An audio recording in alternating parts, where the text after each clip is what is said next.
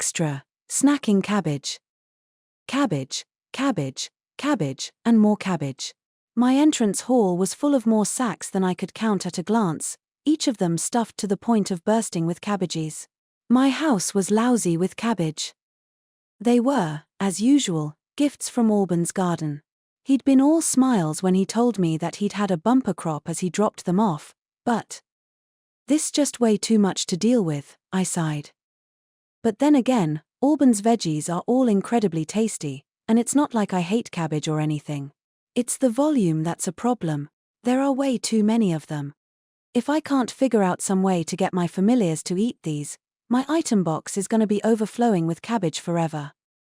Unfortunately, the 4 of them were borderline carnivores who would almost certainly give any cabbage-heavy dishes the stink eye. Fell was particularly insistent about his eating habits, and I could already hear him giving me the 3rd degree about it. I guess I can always serve it as a side when I make fried cutlets or ginger-fried meatballs, or put some into stir-fries and stuff. That would let me gradually whittle down the pile, but even then, I would still have enough cabbage to last me a year, if not longer. At least they won't go bad in my item box. I'm sure it'll work itself out in the long run.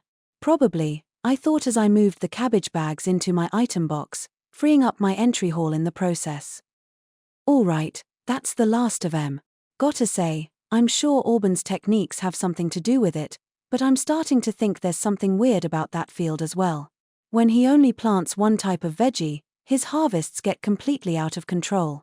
I should try to talk him into growing a wider variety of crops in smaller quantities, or something.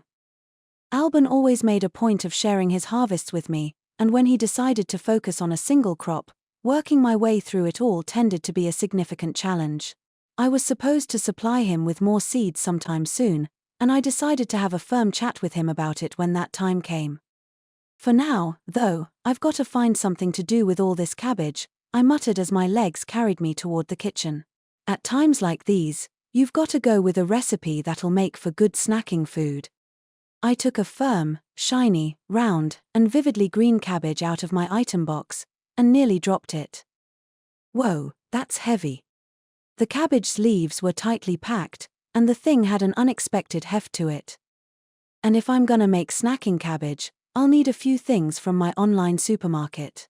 I opened up my skills menu and scrolled to the ingredients I wanted.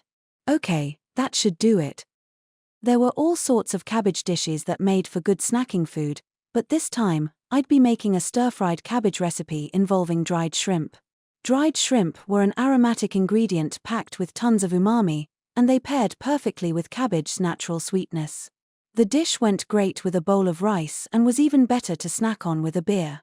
It did involve cooking on a stovetop, which made it slightly more elaborate than the ideal snacking recipe, but it was still super simple overall.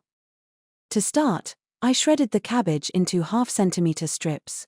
Next, I heated some sesame oil in a frying pan, threw in the dried shrimp, stir-fried them until they started smelling really nice, and then added the cabbage as well. Once the cabbage was soft, I tossed in some sake, mirin, and soy sauce. The final step was to stir-fry everything for a little longer, and just like that, it was done. The sake, mirin, and soy sauce mixture wasn't the only way to flavor this dish. I'd made it with sake, salt, and pepper in the past as well, which was simple, but delicious in its own right. I'd gone with the soy sauce variant this time since it complemented rice better, but making it with salt helped the dried shrimp's flavor and aroma take center stage. It just came down to preference, ultimately. I gave the cabbage a taste test to see how it had turned out. Ooh, that's nice. The dried shrimp's really coming through, and the cabbage isn't overcooked, so it still has a nice crunch to it. Perfect. I took another bite, and then another, without even realizing what I was doing. But right when I found myself muttering, I could really go for a beer right now. My liege. Gun poked his head into the kitchen. Chem. What is it, Gan? I asked. I smelled something delicious and came to see what it was. What about Fell and the others? They are currently napping in the garden. Figures. So then, would that dish be the source of this smell?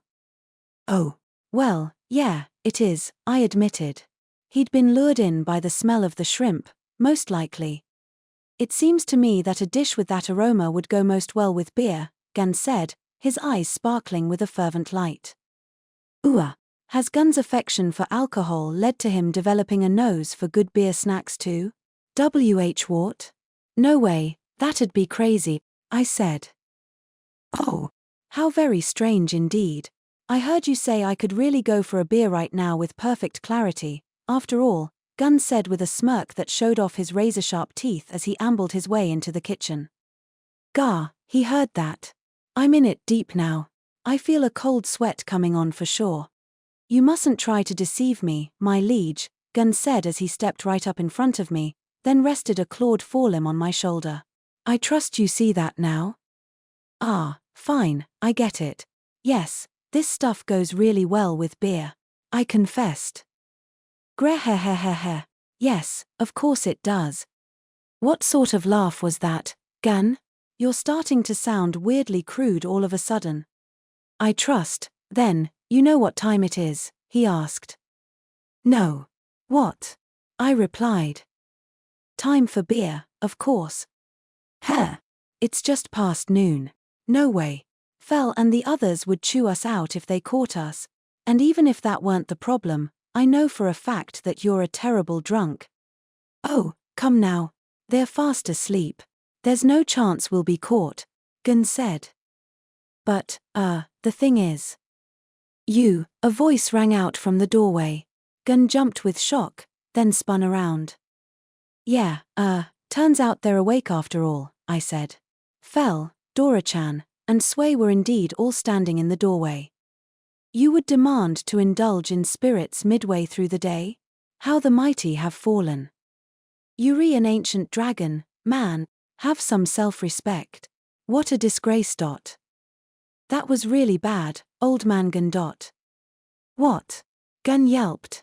His social status among my other familiars had just fallen by several notches, but really, he'd brought it upon himself. So I like a drink now and then. What's so wrong with indulging in the daytime?